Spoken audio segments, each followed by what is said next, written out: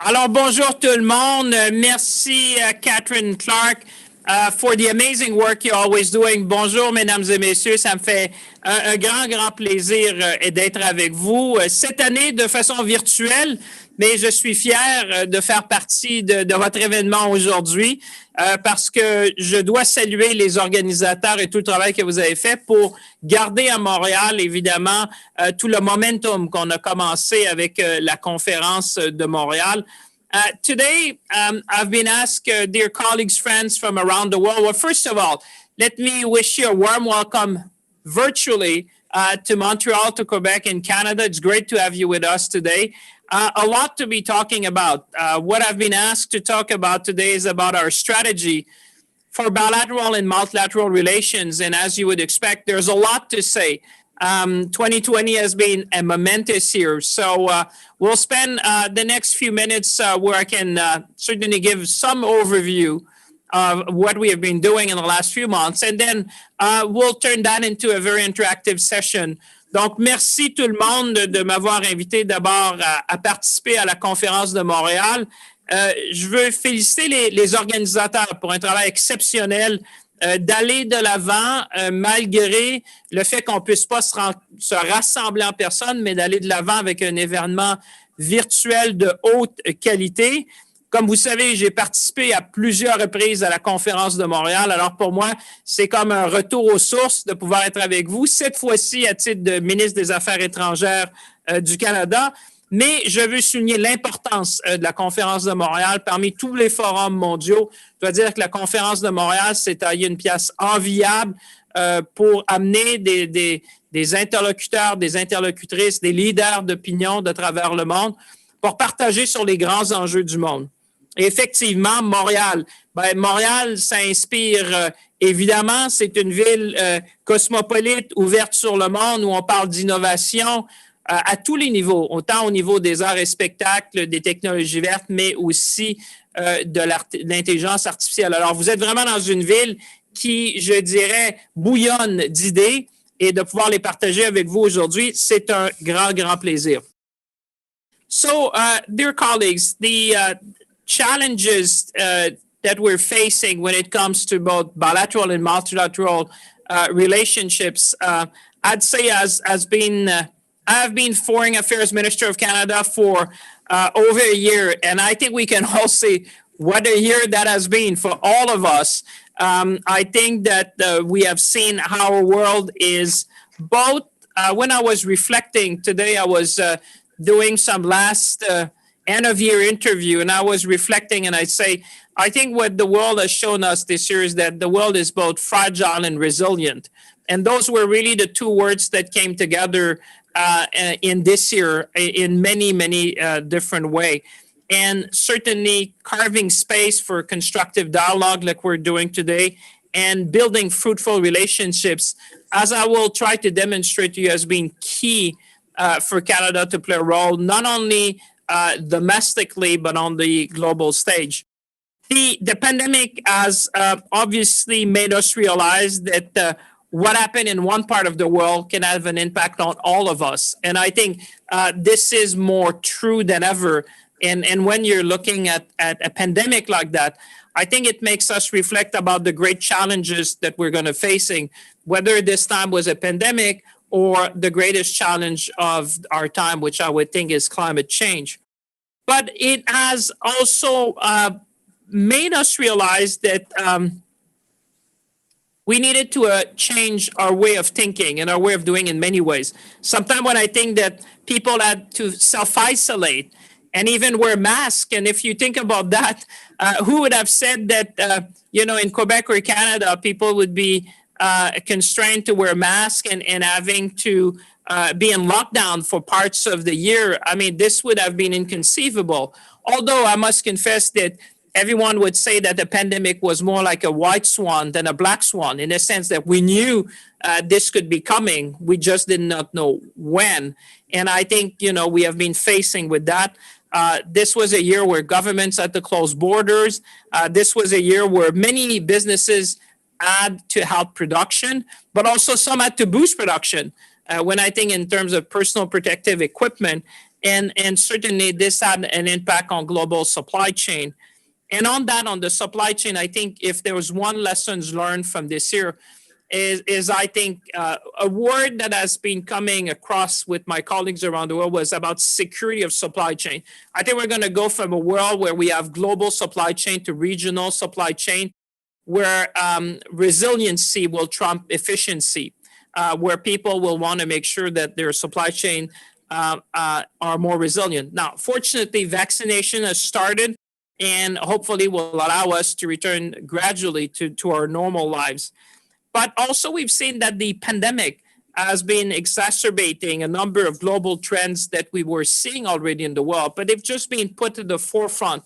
And let me just mention a few inequalities. And we've seen also that the pandemic and the consequences of the pandemic have been having a disproportionate impact on women and young girls around the world. We've seen more people around the world feeling excluded from the benefits of capitalism, and we've seen a number turning to protectionism in parts of the world. We've seen raising powers around the world, like China, resorting, in the case of Canada, with coercive diplomacy and even going as far as the arbitrary detention of Canadians. We've seen human rights being challenged in many parts of the world. In some regime using the pandemic as an excuse to clamp down on freedom of media. And I think that some have also somewhat used this pandemic to try to suggest that the rule-based international system needs to be retaught and that they have a better model of governance. But let me make the point for the power of relationships. Although COVID-19 can seem to be daunting and challenging, I think it will test our ability to and willingness to work together. And I think what it has shown us is that no one is going to succeed alone. And it will certainly require government to work together and for people to be safe and for the economic recovery. When we say, let's build back better, I'd like to say, let's build back better together, because more than ever, I think we have seen that our individual success will depend on our collective successes. And what happens in one part of the world would have an impact. And in that sense, I would say that Canada has been stepping up in ways that have been public and some others maybe less public that I wanted to share with you. La première chose qu'on a dû faire, et là, les relations diplomatiques du Canada nous ont servi. Je dis souvent que j'ai été chanceux d'arriver en poste après avoir obtenu au moins les numéros de téléphone de plusieurs de mes collègues parce que dès le départ de la pandémie, dès le départ du grand mouvement de rapatriement qu'on a dû faire à travers le monde, vous savez, le Canada a fait le plus grand rapatriement de l'histoire du Canada en temps de paix. On a dû rapatrier près de 100 000 personnes dans près de 500 vols d'une centaine de pays. Et ça a été vraiment pour nous, je pense, l'épitome de nos relations diplomatiques, de mettre tout ça ensemble pour assurer la santé et sécurité des Canadiens. Et je vous disais souvent, la diplomatie du 20e siècle, du 21e siècle, c'est une diplomatie par message texte, parce que ça nous a permis de faire les choses rapidement, efficacement et de façon très personnalisée, alors qu'il y avait des aéroports qui se fermaient, alors qu'il y avait des espaces aériens qui se fermaient, alors qu'on avait des Canadiens pris à travers le monde. Il a fallu repenser d'une certaine façon, de la façon de faire de la diplomatie. Et ça, le Canada l'a fait très bien. La deuxième chose que nous avons pu faire dès le départ, so Canada, when we started and when we saw the pandemic coming forward, there was clearly an absence of a global coordination setup.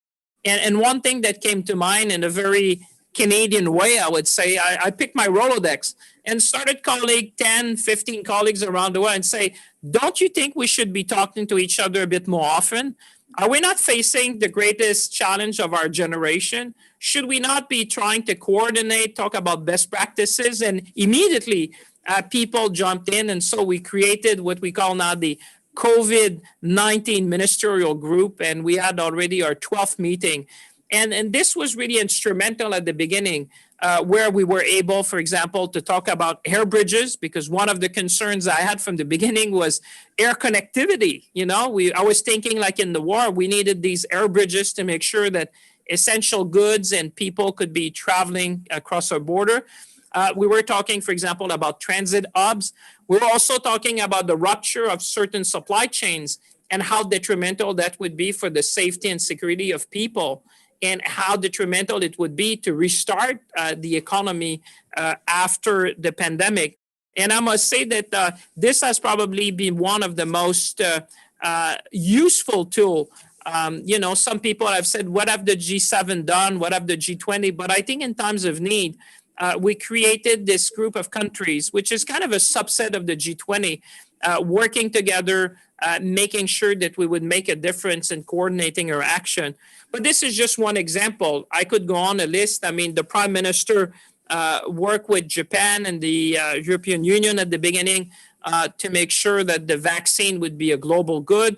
We then worked, the Prime Minister, with the Secretary General of the United Nations to create and to talk about the UN, how we would help countries around the world which were facing a financial burden like never before. Because let's be clear, what started as a health crisis could easily turn in parts of the world into a financial crisis, or even worse, a food crisis that would lead to humanitarian crisis. I mean, if you think of some of the most vulnerable populations around the world, and some of the those who have been extremely or disproportionately impacted by COVID, many of these countries depend on remittances.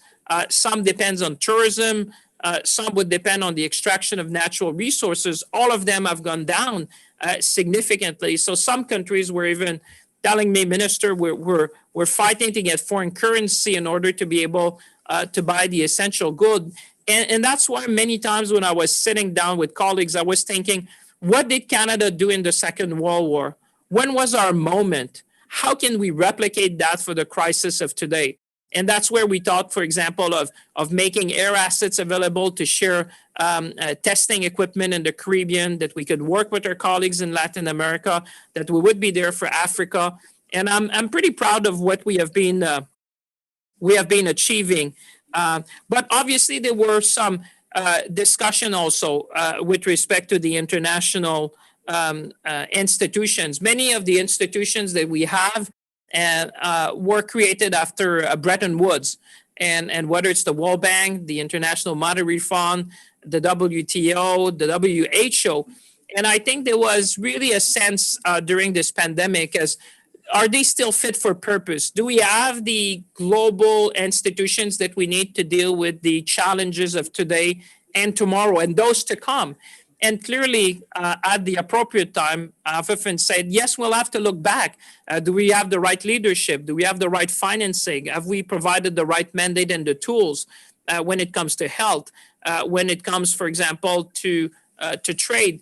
And therefore, that's really incumbent upon all of us, and particularly in the Conférence de Montréal, where we have so many people with so many skills to help us reshape and rethink and have more inclusive, more transparent, more accountable. I think accountability and transparency have been two keys. If you want to build trust, you need to be open and transparent. You need to be accountable to preserve the trust of people in these very key institutions. But as often said, there'll be a time for that. Now we're in the middle of a pandemic and we need to deal with that with the institutions we have. But there will be a day of reckoning where we need to look back and say, what could we have done better? And I'm sure there'll be a lot of lessons learned that could be brought to bear when it comes to that. Évidemment, quand on parle de relations bilatérales, permettez-moi de terminer en mentionnant une relation bilatérale qui va certainement intéresser tout le monde aujourd'hui. Évidemment, c'est la relation bilatérale entre le Canada et les États-Unis avec une nouvelle administration américaine. And I've said it on few occasions. I mean, this is good news for Canada.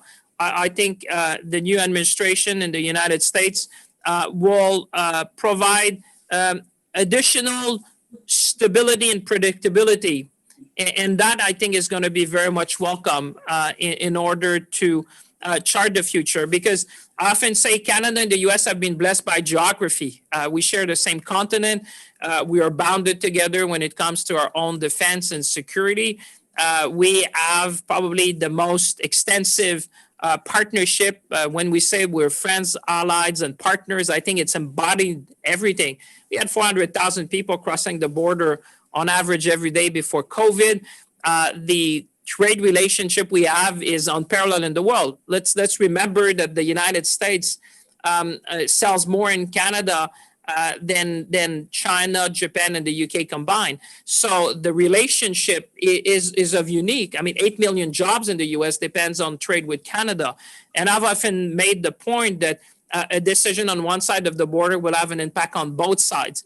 And that's why I think, for me, when I look at what's coming ahead and what are the opportunities, it's in many ways. First, it's on the COVID response with respect to the vaccine, with respect to the border, for example. Then there is the economic recovery. And I think there it's the Build Back Better together. I think it's fundamental, especially in a world where I think supply chain are going to be more regional than global, that we have to build back better. Then obviously is to face the greatest challenge of our generation or of our century, which is climate change. And now with Senator Kerry being the lead on green and having a cabinet position, I think that they'll bring new momentum to this very agenda, which Canada, obviously, that sits very well with our values and our principles and our objective. And also when it comes to multilateralism, understanding that none of the challenges, whether it's COVID, whether it's climate change, whether it's global health, none of that can be achieved on our own. So we will need to cooperate in ways perhaps that have never been seen before. And I think citizens around the world have seen in COVID that the only way forward is together. And one things that come to mind when you think about this relationship, and I said, what is the big prize, I think, in that relationship? And oftentimes thinking about innovation and what this conference is doing is, to me, is really the big prize for us between Canada and the United States is to say, how can we innovate more together? How can we manufacture more together? How can we sell more together to the rest of the world to create the millions of jobs and the prosperity that is needed on both sides of the border? And I think by having more stability and predictability, we will provide that kind of prosperity. And hopefully that we can even reflect on what does that mean for our continent and how can we lead not only in our continent, in our hemisphere, and around the world. Non, je sais que c'était une longue introduction, mais je voulais quand même prendre un moment pour me permettre de vous exposer un peu les éléments qui nous ont interpellés au cours de l'année, comment les relations bilatérales, comment les relations multilatérales ont joué un rôle décisif dans cette année 2020. Mais maintenant, évidemment, ça va me faire plaisir de vous écouter puis surtout de prendre des questions parce que je veux vraiment qu'on puisse parler de ce qui vous anime aujourd'hui, des discussions que vous avez eues avant. Alors, with that, Catherine, I think I'll turn the floor back to you and look forward to the questions. Merci.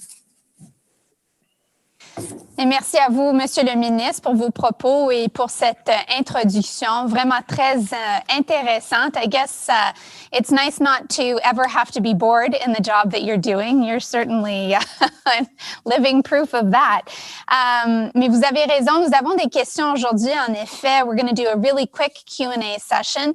And we're going to do that with two people that you know quite well. The first is Nicolas Rémillard, président, directeur général du Forum économique international des Amériques. And the second is the Honorable Scott Bryson, your former cabinet colleague and now vice chair of investment banking and corporate banking with BMO Capital Markets.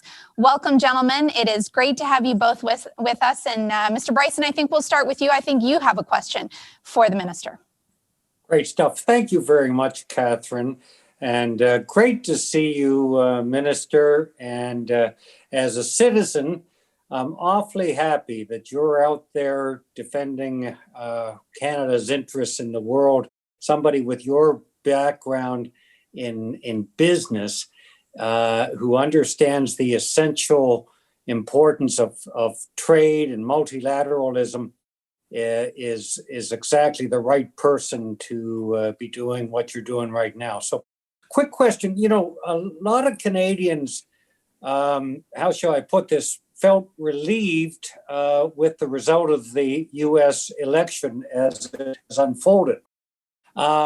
that being the case, Democrats in the White House often, and within the Democrat Party, have to deal with significant levels of protectionist sentiments towards Canada. So while Canadians may prefer Democrat presidents and their administrations often pursue protectionist approaches, buy American and other types of policies in their procurement.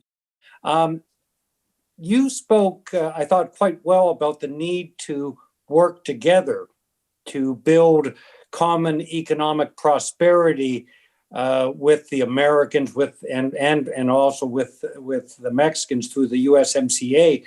But what is your approach going to be to the Biden administration early on to get ahead of protectionist sentiment, which could mount during a post-COVID economically challenging period with higher structural unemployment? So how are you going to thread that needle and ensure that we're doing everything we can to build prosperity together and we fight against artificial non-tariff trade barriers between our economies?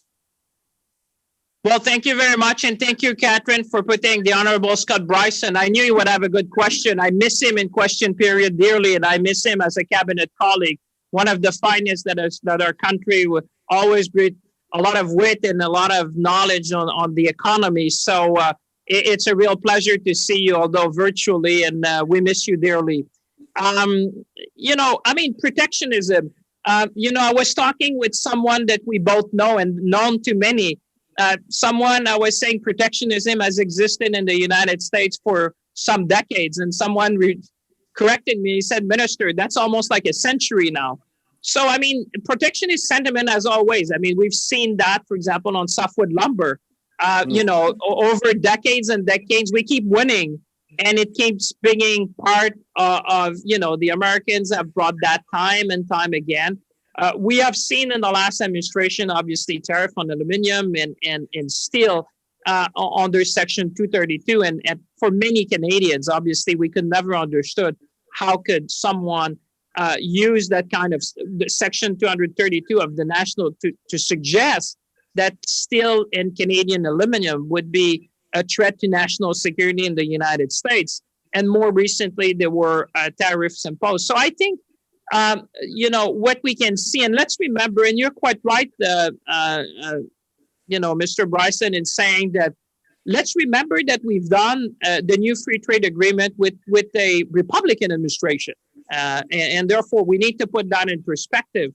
But I think that the wind of protectionism that has been blowing in the United States for some time, and not only in the United States, by the way, and that's why I think Canada was smart. I remember when I was trade minister, the words that I used the most was diversification. And you probably heard me say that more often than you wish.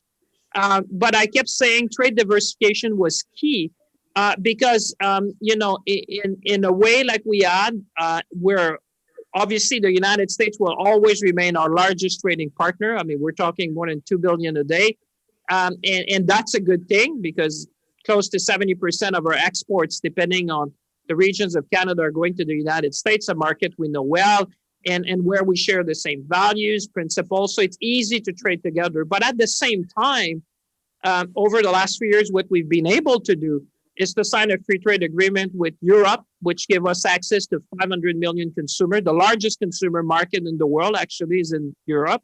And at the same time, if you look at growth and demography, and I often say demography is destiny, we needed to have a bridge to the Asia-Pacific region. And that's where we signed the CPTPP, which we negotiated. And let's remember that Canada is the second largest economy in the CPTPP after Japan. So this is now providing us, in fact, Canada is the only G7 country which has a free trade agreement with all other G7 countries, giving us preferential market access to about 1.2 billion people around the world. And that, for me, has been a key. If there's wind of protectionism, the best way is to diversify, but also I think when it comes to our U.S. friends, you may have heard me say that, Scott. At some stage, I said, I think maybe it's time to think about something like a Buy North American framework. If we're going to talk about Buy America, why don't talk about Buy North America, considering that our supply chain are so integrated, considering that millions of jobs on both sides of the border depends on each other. I think there's ways to deal with the wind of protectionism that we're seeing. And I think it's been there before, it's there today, it's going to continue. But I think we're better equipped as a country today to face the wind of protectionism and to work together with the new U.S. administration on that. Thank you for that answer, Mr. Minister. And Mr. Bryson, I'm sorry to jump in, but I know that Mr. Rémillard might also have a question that he'd like to ask of the Minister in the relatively short amount of time that we have left. Mr. Rémillard. Thank you, Catherine. I'm not going to be as eloquent as my friend Scott, but I read the news. I watch the news 3 times a day. Everybody perceived the election of the new President Biden, as a new beginning, as something that will change all the relations with the United States. What can we expect? And what I do mean by what can we expect, what will stay the same, do you think, and what challenges we will face, and what will have to continue being done in order to keep some project going on? And what can we expect? Is it the El Dorado? Is it a new beginning?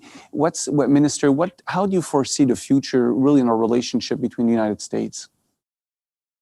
Well, first of all, I want to congratulate Monsieur Rémillard for the amazing work you're doing. Let's start with everyone who's on the screen today must remember that you have been there at the beginning, and it's thanks to you that we're together today.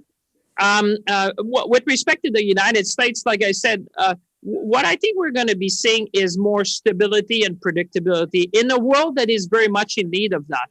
I think if you look at the cabinet secretaries that have been at least designated now by President-elect Biden, what you see is a steady hand. People with a lot of expertise, with a lot of experience. I can think a lot of diversity in the team, but also a lot of people who have worked with President-elect Biden for a lot of time. So there'll be steady hand, people who can get in the job and know the challenges and the opportunities. But one thing we need to realize is that the world of 2020 is not the world of 2016 or before. So things have been changing in all parts of the world, the relationship, for example, with China, the relationship with, the new things we've been seeing in the Middle East, the relationship with South America and the change that we have seen, the rising authoritarianism in some countries, and for example, the disinformation and the fact that now we are in the middle of the one of the largest crises we've ever felt, which is COVID-19. So clearly the administration, I suspect, will be certainly consumed by domestic issues, which is going to be the response to COVID and the economic recovery, and certainly working on domestic issue. On the other end, I think that's where Canada can provide this unique partnership, because for all the reasons that I said before, whether it's economically, whether it's for security,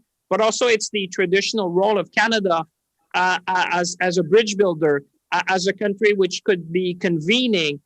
We've heard President-elect Biden talk about a summit of democracies. Well, that is straight in our alley, where Canada, I think, can make a difference and rally the world.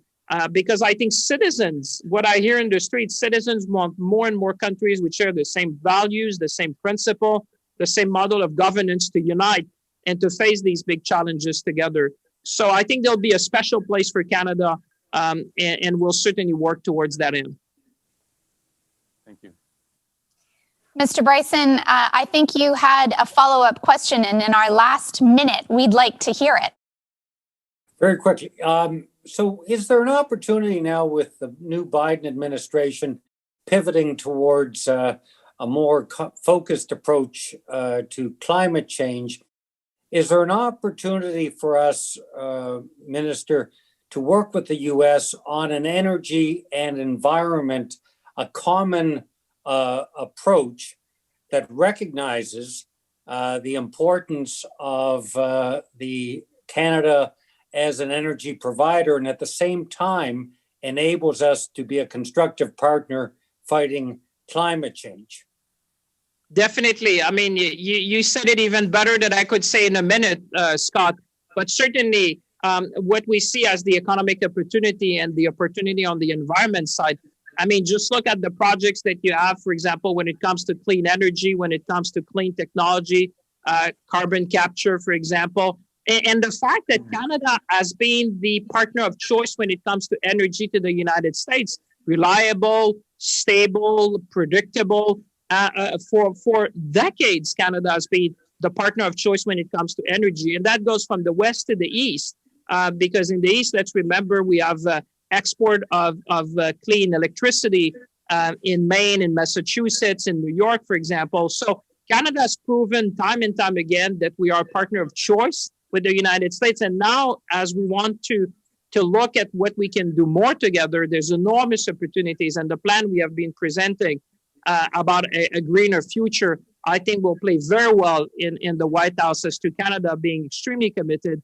And let's change the world together. Let's build on that. And certainly if we act as a North American powerhouse when it comes to green energy, when it comes about green technology, then we can export that around the world and become a champion that I think many would like to see us working together on. Thanks very much. Well, and thank you, Mr. Bryson and Mr. Rémillard, for your questions. Et je vous remercie de la part de la conférence de Montréal, Monsieur le ministre, pour votre temps, pour avoir pris le temps d'être avec nous aujourd'hui. It's been a fascinating conversation, and we're lucky to have your energy and your leadership on the world stage. And this has been a great conversation. Thank you to all of you.